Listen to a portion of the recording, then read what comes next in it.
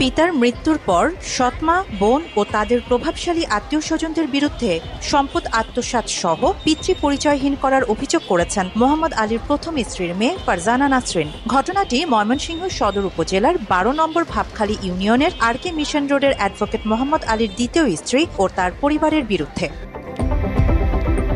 জানা যায় ১৯৭৭ সালে ৬ ডিসেম্বর মোহাম্মদ আলীর ঔরসে ও সুফিয়া আক্তারের গর্ভে জন্মগ্রহণ করেন ফারজানা নাসরিন। প্রথম স্ত্রী সুফিয়াকে রেখে মোহাম্মদ আলী দ্বিতীয় বিয়ে করেন তার ৩ বছর পর। দ্বিতীয় সংসারে জন্ম হয় একটি পুত্র ও একটি কন্যা সন্তান। ২০২০ সালের ২৩ সেপ্টেম্বর মোহাম্মদ আলীর মৃত্যু হয়। বাবা মোহাম্মদ আলীর মৃত্যুর পর প্রথম সংসারে জন্ম নেয়া একমাত্র কন্যা ফারজানা নাসরিনকে পিতৃ পরিচয়হীন করতে ষড়যন্ত্র করে সৎ মা, বোন ও তাদের আত্মীয় স্বজন। বাংলা এডিশনের কাছে এমন অভিযোগ করেন ভুক্তভোগী ফারজানা নাসরিন। ফারজানা নাসরিনের অভিযোগ, বাবার মৃত্যুর পর তার সম্পদ আত্মসাৎ করার উদ্দেশ্যে সৎ মামা আওয়ামী দোসর ঠিকাদার খন্দকার মাহবুব নানা রকম ষড়যন্ত্র করতে থাকে। বাবার মৃত্যুর পর ওয়ারিশ হিসেবে মেয়ে ফারজানার নাম থাকলেও তার সৎ মামা স্বৈরাচার হাসিনা আমলে আওয়ামী লীগের প্রভাবে বাবার সম্পদ থেকে তার নাম বাদ দিয়েছে বলে অভিযোগ করেন ভুক্তভোগী। আমার বাবা অ্যাডভোকেট মোহাম্মদ আলী ২০২০ সালে সেপ্টেম্বর মাসে মারা যায়। ২৩ তারিখ মারা যাওয়ার পর থেকে কিছুদিন পর থেকে আমার বাবার সম্পত্তি আত্মসাৎ করার জন্য খন্দকার মাহবুব ঠিকাদার, ওনার প্ররোচনা, ওনার আত্মীয় স্বজন সবাই মিলে আমাকে পিতৃ পরিচয়হীন বানানোর এক পায়তারা করে আসছে। জাতীয় পরিচয়পত্র ও শিক্ষা সনদে তার বাবার নাম উল্লেখ থাকলেও পিতৃ পরিচয় পেতে ফারজানা নাসরিনকে ঘুরতে হচ্ছে দাঁড়ে দাঁড়ে। জানা যায় মোহাম্মদ আলী পেশায় আইনজীবী ছিলেন। তার মৃত্যুর পর প্রয়োজনীয় কাগজপত্র যাচাই করে ময়মনসিংহ জেলা আইনজীবী সমিতি মেয়ের অংশ হিসাবে ফারজানা পেয়েছে বাবার প্রাপ্য অংশ। কিন্তু বাবার রেখে যাওয়া স্থাবর সম্পদ থেকে তাকে বঞ্চিত করাতে তালবাহানা করছেন তার সৎমা, বোন ও মামা। বিভিন্নভাবে বলতেছে যে আমি যেন এটা থেকে সরে যাই, টাকার প্রস্তাব দিচ্ছে। খন্দকার মাহবুব আলম ঠিকাদার আমাকে সম্পত্তি হতে বঞ্চিত করার জন্য তারা এই পন্থা বেছে নিয়েছে। এছাড়াও অভিযোগ আছে মোহাম্মদ আলীর জীবিত থাকা অবস্থায় তার সম্পত্তি দ্বিতীয় স্ত্রী আসমাউল হুসনা ও সৎ বোন রিমা সোহেলি চৌধুরীকে লিখে দেওয়ার জন্য চাপ সৃষ্টি করে ঠিকাদার খন্দকার মাহবুব। সে সময় মোহাম্মদ আলীকে গৃহবন্দী রাখার পাশাপাশি শারীরিক নির্যাতন করত বলে জানা যায় অনুসন্ধানে।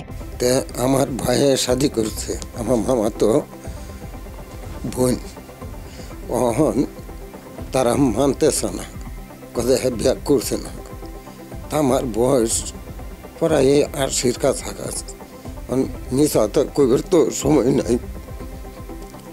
এইটার লেগে কইসি করে আমার জমি নাটক, আমার ভূতান্ডে ধরে নেয়, আমার ধরে নেয়, এই মাহবুবে এটা করাইতেছে। এ বিষয়ে মোহাম্মদ আলীর বোন সাহারা বানু ও ভাতিজা খাইরুলের সাথে কথা হলে তারা জানান, মোহাম্মদ আলীর প্রথম বিয়েকে অস্বীকার করার জন্য, মিথ্যা সাক্ষী হওয়ার জন্য তাদের অর্থের প্রলোভন দেখানো হয়েছিল। জানি যে দুইটা বিয়ে করছি, একটা তো মামার তো বইনি, বাদে তো যে দেখা হয়েছে, নায়ের গেলে দেখা হয়েছে, আইসে গেছে, এই তো বাদের ডাইয়া আমারে কইছে যে হুহু আমার একটা সাক্ষী দিন লাগবে। কি সাক্ষী তোমার? বাদে কইছে জানে কোডটা রেজিস্টারের সামনে কইবেন যে আমরা জানি না, চিনি না।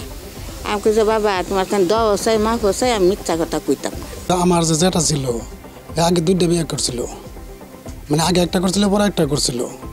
পরের বিয়ের যে করছে এটা কিন্তু নর্মাল থাকে, আর আগে যে বিয়ে করছে এটা কিন্তু বর্তমানে বাউন্ডারি রোড আছে। কিন্তু আমাদের দোষ কোন জায়গায়, ওরা বলছিল কি চাপ দিয়ে যে আগের যে বিয়ে করছিল এটা তারা অস্বীকার কর, তারা অস্বীকার করলে তখন সয় সম্পত্তি তখন বুঝাই দিয়াম। আমরা বলছি যে না, আমরা মরতে শিকার আছি, আমরা কিন্তু মিশা কথা কইতে শিকার না।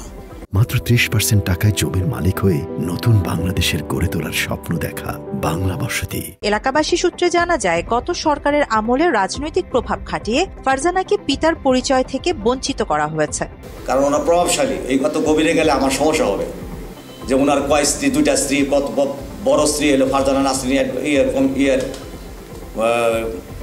অ্যাডভোকেট সাহেবের মেয়ে, ওনারা সবাই জানে। এলাকার অনেক গণ্যমান্য পুরানো ব্যক্তি আছে, ওনাদের আমি সাক্ষাৎকার নিয়েছি, ওনারা সবাই স্বীকার যায়। কিন্তু একমাত্র মাহবুব সাহেবের কেন আমি এই অস্বীকার যাওয়ার কারণটা আমি এই জিনিসটা বুঝি না, রহস্যটা।